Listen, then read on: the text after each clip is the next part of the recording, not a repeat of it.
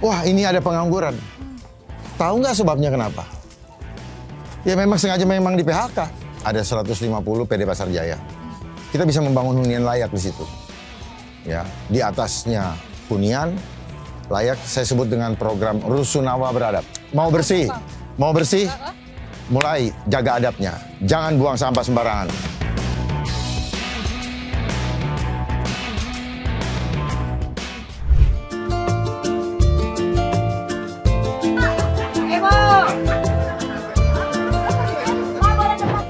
Hai pemirsa liputan AMC TV, hari ini di Jalan Barang Cagup saya akan mengajak Anda untuk melihat kegiatan dari calon gubernur nomor urut 2 Jakarta, Dharma Pongrekun.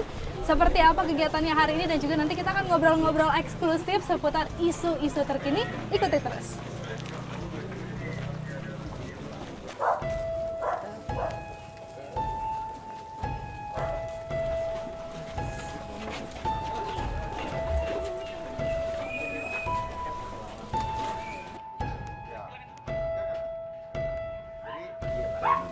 Daya beli.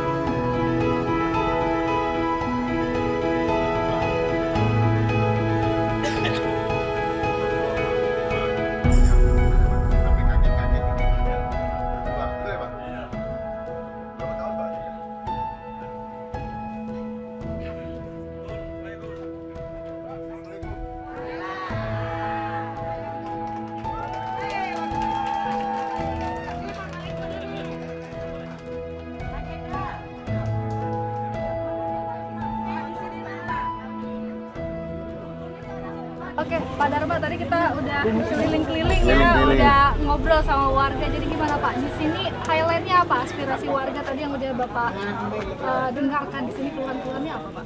Banyak. Sekali lagi saya sampaikan, hampir di semua tempat itu sama. Masalah kartu, banyak yang sudah terdaftar dulunya, sekarang nggak dapat. Ada yang harusnya menerima, sampai sekarang sejak adanya program kartu tersebut tidak terima. Jadi di mana kekeliruannya? Akar masalahnya adalah masalah pendataan. Kemudian masalah mengawal program ini dari mulai ditetapkan, dilaksanakan, sampai dengan kontrolnya, apakah eksekusinya sudah benar. Nah, disinilah pentingnya pemahaman mengenai bagaimana kita mengawal, orang tua mengawal anak-anaknya dari mulai dia merangkak, berdiri, berjalan sampai dengan berlari. Ini menjadi tugas seorang gubernur, harus bersikap sebagai ayah. Apapun masalah anaknya, dia harus tahu dan dia harus turun tangan. Oleh sebab itu, yang namanya anak jangan sungkan ngomong sama bapaknya. Untuk ngadu ya sama Bapak. Harus.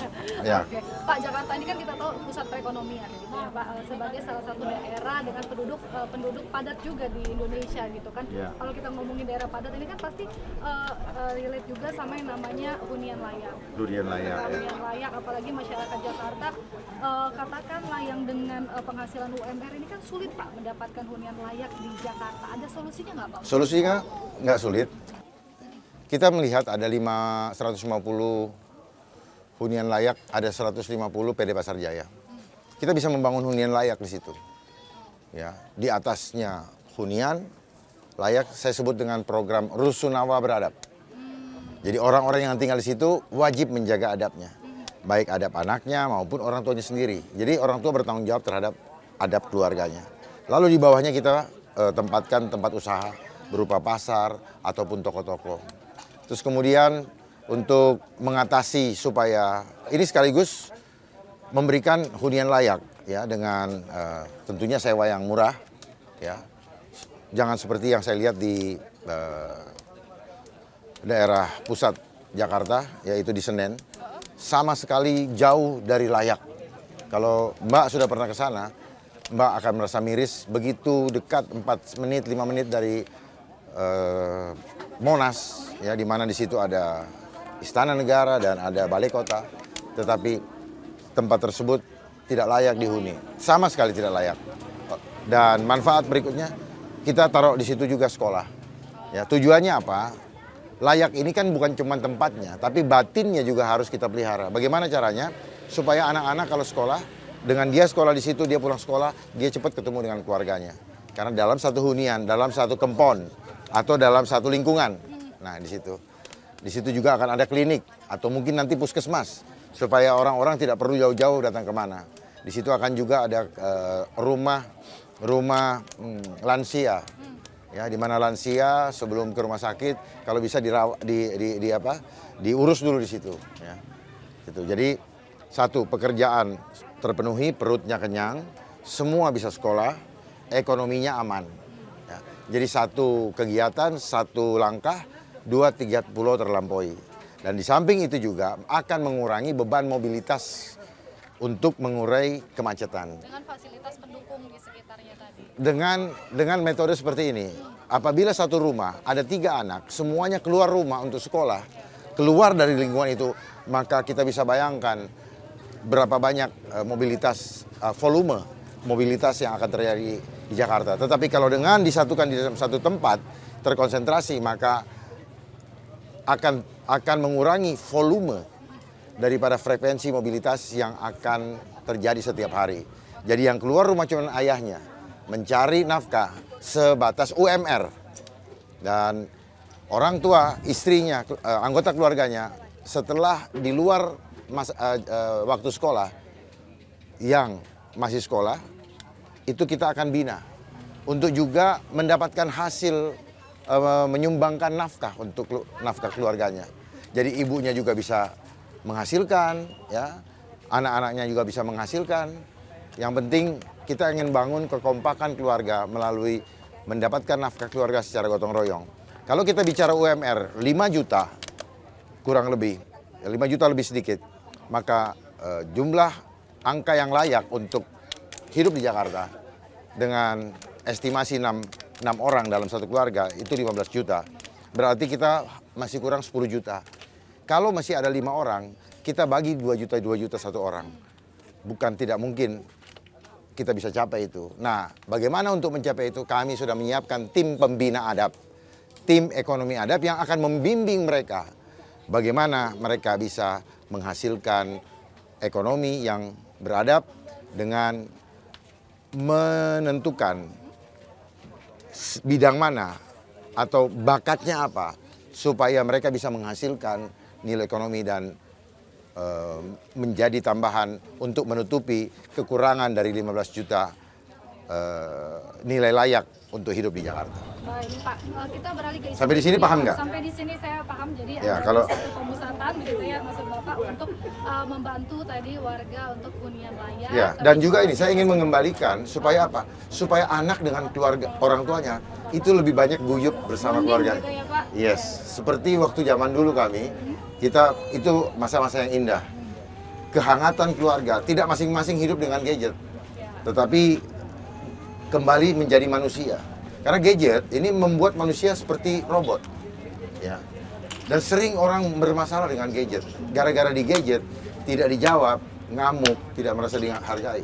Karena dia berpikir di alam bawah sadarnya bahwa orang seolah-olah selalu panggilan itu ada di depan mata, jalan kemana-mana di depan mata.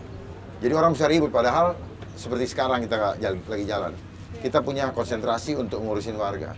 Tetapi banyak nanti yang akan merasa tidak terperhatikan hanya dengan gadget. Kadang-kadang mengirim undangan, sekian banyak, sudah panjang, kita nggak sempat baca. Tapi mereka tidak mau tahu. Nah, itulah yang lagi dilatih oleh budaya gadget ini di alam bawah sadar kita.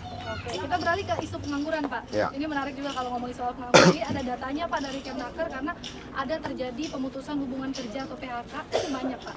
7.469 jiwa per Agustus. Per Ini Agustus. 2024 ini, gitu Ya. ya, Pak. Nah, apa yang Anda tawarkan soal pengangguran ini, Pak? Nggak sulit sebenarnya. Pertama, cari akar masalahnya. Kita menawarkan, jangan memberi, tapi cari akar masalahnya. Akar masalahnya di mana? Kalau Kenapa yang terlihat akan kenapa masalah- mereka di PHK? Kita hanya melihat hilirnya. Wah, ini ada pengangguran. Tahu nggak sebabnya kenapa? Ya memang sengaja memang di PHK. Ya. Karena apa? Mulai mesin, mereka mengurangi manusia dengan mesin-mesin itu. Ya. Terus pembatasan usia kerja. Jadi sebenarnya pengangguran ini disebabkan oleh regulasi yang tidak berpihak kepada rakyat. Kalau regulasinya berpihak kepada rakyat, tidak akan pernah boleh ada yang di PHK dengan alasan apapun juga.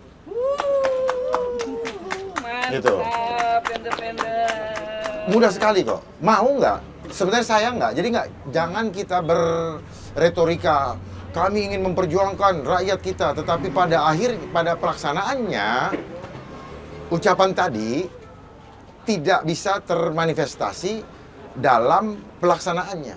Karena apa? Karena ada kebijakan yang ingin memangkas jumlah karyawan dengan alasan kolaps, alasan pemasukan perusahaan tidak mencukupi lagi untuk membayar, alasan pandemi dan sebagainya.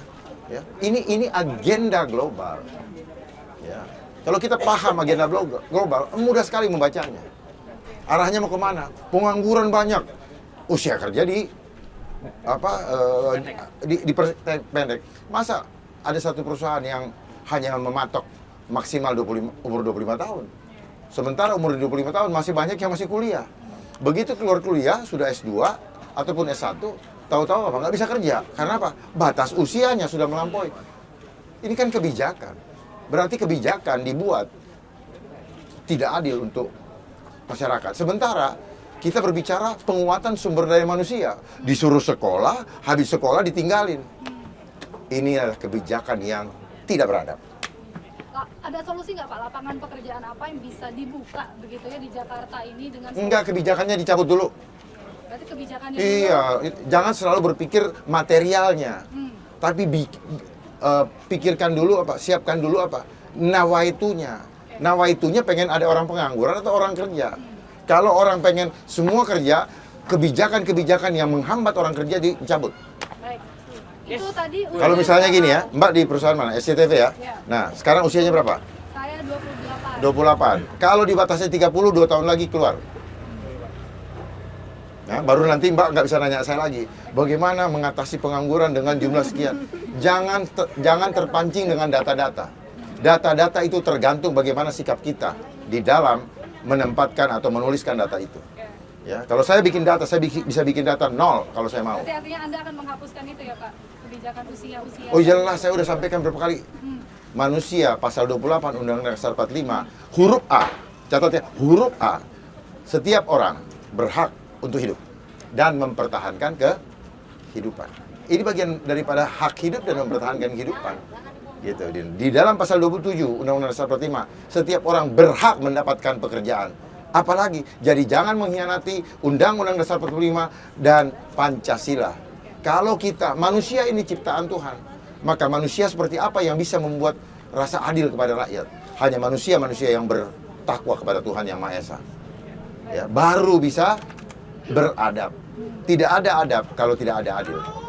Baru kita bisa menjadi bangsa yang bersatu. Baik. Menjadi bangsa yang besar. Sehingga keadilan sosial bisa tercapai dan terwujud di bangsa ini. Masalah Jakarta lainnya, Pak, ada juga. Ini polusi udara. Polusi udara gampang. Mau bersih? Mau bersih? Mulai jaga adabnya. Jangan buang sampah sembarangan. Oke. Satu ya.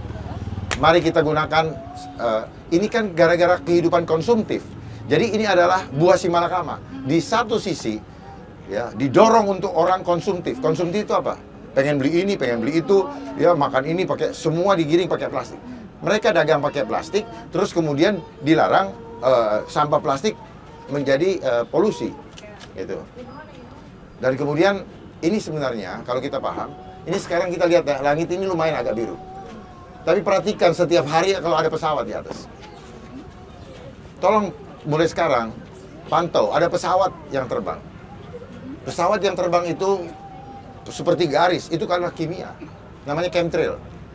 Nah, itulah yang membuat orang berpikir polusi. Ya, dari mana data polusi itu Mbak dapat? Dari indeks udara. Kata siapa? Iya, makanya indeks. Nah, itu dia. Aplikasi punya siapa? Jadi inilah yang namanya mindset manipulation. Tapi banyak juga mungkin warga yang merasakan memang polusi udara. Udaranya tidak baik begitu. Ya, udara tidak baik bukan berarti itu polusi alami. Polusi alami adalah akibat aktivitas manusia. Oleh sebab itu mari sekarang jangan konsumtif. Mulai kita jaga adabnya. Jangan buang sampah sembarangan. Sampah dipisah-pisahkan. Mana plastik, mana can, mana botol, mana sampah rumah tangga, dan mana yang sampah yang bukan. Nanti jadi industri. Nah, supaya apa? Supaya kita jaga juga. Supaya kali-kali menjadi bersih. Ya, ini bagian daripada adab. Jadi yang membuat polusi siapa? Masyarakat. Manusia, termasuk kita. Ya. Tapi kita selalu berbicara tentang residunya. Tetapi persoalannya ada di muara. Ada di hulu. Makanya lihat ke hulunya. Hulunya apa? Manusianya, benerin. Jadi bukan solusi konkret dalam artinya. Saya mau kasih tahu. Konkret itu jangan larinya apa? Larinya ke kita harus mengadakan ini, mengadakan itu. Larinya apa? Keluar anggaran. Gitu. Nanti anggarannya di apa? Di korupsi. Gitu loh. Jadi kalau bahasa konkret, ya perhatikan orang. Bagaimana konkretnya? Konkretnya adalah material. Material selalu berbanding lurus dengan apa? Kuantitatif. Kalau sudah bicara kuantitatif, maka yang akan dikejar adalah mana anggarannya. Apakah seperti itu kita harus membangun negara selalu? Membangun suatu daerah. Tapi menurut Bapak penggunaan transportasi pribadi... Nah, dulu kita bicara belum selesai. Jadi polusi juga nggak? Ini polusi. Ya, kita bicara polusi ya. Iya. Ukuran polusi siapa yang ngukur? Kan bicara indeks nih. Kan pasti ada alat ukurnya. Iya. Alat ukurnya apa? Kalau kami masyarakat melihat alat ukurnya dari aplikasi itu kan biasanya Pak. Nah, aplikasi punya siapa? Aplikasi dari handphone. Iya tahu, ini punya siapa? Makanya saya ngajak berpikir. Punya siapa? Tergantung siapa yang nyetel. Iya, Siapa yang nyetel? Iya. Contoh, kalau kita tes darahnya sekian, indikator itu bisa berubah-ubah mereka pikir. Jadi harus cerdas melihat, karena angka akan berkorelasi dengan keluarnya angka lagi. Ya, kalau tingkat ini sekian, berarti kita butuhkan angka sekian untuk mengatasi angka sekian. Sudah paham belum? Berarti menurut Bapak sebetulnya polusi ini bukan masalah yang... Nggak, bukan masalah sebenarnya kalau kita memang paham akar masalahnya. Akar masalahnya adalah kehidupan yang konsumtif. Akar masalahnya ya yang masalah penggunaan mobil yang berlebihan. Ya, semua orang senang menggunakan mobil pribadi, bahan bakarnya. Jadi sebab itu mari kita kembali kepada pelestarian alam, yaitu menggunakan bio. Semua energi yang landasannya bioenergi. Ya. Nah, yang lain-lain jangan sampai ada yang sengaja untuk membuat rasanya udara ini tidak bersih. Kenapa? Indeks itu dimainkan. Karena manusia ingin mengukur kekuatan Tuhan di dalam membersihkan alam. Saya mau mengajarkan kita bahwa setiap malam Tuhan membersihkan alam ini secara otomatis. Udah paham belum? Gimana caranya? Caranya saya tanya Bapak. Bukan. Nah, kalau paham, itu orang bikin exhaust, dia belajar dari bagaimana alam membersihkan, Tuhan membersihkan alam ini secara otomatis. Exhaust, itu exhaust. Tahu exhaust nggak? Exhaust itu loh yang pembersih udara di ruangan. Yang di rumah biasa kita Nah, pakai. itu dia belajar dari alam. Jadi mereka tuh copy paste dari bagaimana Tuhan membersihkan alam. Jadi caranya begitu, itu sudah ada mekanismenya. Seperti contoh, kita bernafas secara otomatis, udah regulasinya seperti itu. Nggak pernah tempelin ya, bersih, atau kayak sapu ya, kotoran, enggak. Memang sudah seperti itu. Kita makan, kita buang. Jadi mekanisme otomatis itu berjalan. Cuman yang merusak adalah manusia sendiri. Dia melakukan sumbatan-sumbatan, mekanisme itu menjadi tidak jalan. Gitu. Jadi kalau kita sadar seperti itu, mari mulai sekarang kita berdamai dengan alam. Ya. Bagaimana tidak ada polusi? Jakarta bukan kota yang terdiri dari banyak pohon. Lebih banyak hutan apa? Hutan gedung. Nah, kita sebenarnya sudah melanggar hukum alam. Itulah yang menyebabkan juga banjir. Bukan cuma polusi, ya. Ya, ada teori rumah kaca, ya, dibilang global warming dan sebagainya. Teori-teori itu dimunculkan oleh mereka yang membuat masalah itu sendiri. Gitu. Nah, kayak tes misalnya, emisi udara. Emisi udara di alat tesnya apa? Alat tesnya itu dibeli dari mereka yang sedang memainkan namanya climate change, perubahan cuaca. Mereka yang punya agenda climate change, mereka yang kasih alat ukurnya. Nah, lalu kita yang beli. Gitu. Terakhir Pak, ini karena saya sudah diingatkan nih, sudah mau habis waktunya terakhir, mungkin seberapa yakin Bapak untuk memenangkan Pilgub Jakarta ini sendiri, dan kan menangnya itu Pak, seberapa yakin dan kenapa masyarakat Jakarta harus pilih? Dan kalau soal yakin, saya tidak mau pongah. Saya serahkan kepada rakyat. Rakyat membutuhkan independen. Independen adalah petugas rakyat. Saya maju bukan untuk saya, tetapi saya maju untuk menyiapkan kendaraan politik gratis untuk rakyat. Sehingga rugilah rakyat kalau tidak memanfaatkan kesempatan pertama kali ini, dan tidak akan pernah terjadi lagi. Mari sama-sama kita gunakan bersama untuk memperjuangkan kepentingan keluarga kita masing-masing. Saya memperjuangkan keluarga saya, Mbak memperjuangkan keluarganya, Ibu dan sebagainya. Maka kita bersatu, kita menjadi kekuatan seperti samudra. Jangan mau menjadi droplet. Seperti kemarin. Oh, droplet. Mereka sedang memperintilin kekuatan spiritual rakyat. Mereka sedang memperintilin supaya apa? Supaya kita tidak bisa bangkit lagi untuk memenangkan pertempuran, mengembalikan kedaulatan rakyat. Jadi itu ya Pak, kenapa masyarakat Jakarta harus pilih Dharma Kun ya? Saya serahkan kepada masyarakat. Saya cuma menawarkan, kalau mau kembali berdaulat rakyat, mari sama-sama gunakan kesempatan kendaraan politik ini secara gratis. Gratis. Jangan bertanya dapat apa dari saya saat ini sebelum kami menjadi gubernur. Tetapi nanti setelah kami jadi gubernur, apapun akan saya berikan akan kami berikan untuk rakyat semuanya. Bisa dilihat bagaimana saya berbicara, saya tidak bohong. Ya. Jangan minta sekarang. Karena kalau dapat sekarang berarti saya melakukan hal-hal yang tidak baik dan rakyat menerima benih-benih yang tidak baik. Dan jangan menyesal di kemudian hari, karena penyesalan tidak berguna. Baik, terima kasih. Makasih Ibu, sampai ketemu. Selamat melanjutkan aktivitas, terima kasih sudah ngobrol di Jalan Bareng Cagup. Demikian kita ngobrol sama Pak Dharma Pongrekun, sampai jumpa.